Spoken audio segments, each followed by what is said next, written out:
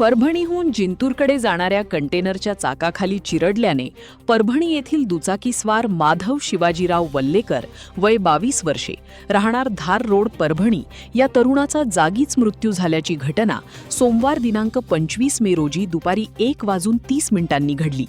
याबाबत बोरीच्या पोलीस ठाण्यात घटनेची नोंद झाली असून अधिक तपास चालू आहे।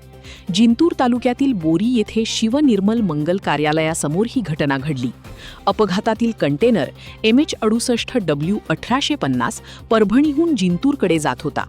या दरम्यान परभणीच्या धार रोडवरील रहिवाशी असलेला माधव शिवाजीराव वल्लेकर हा तरुण बहिणीला भेटण्याकरिता परभणीहून बोरी मार्गे जिंतूरकडे जात होता।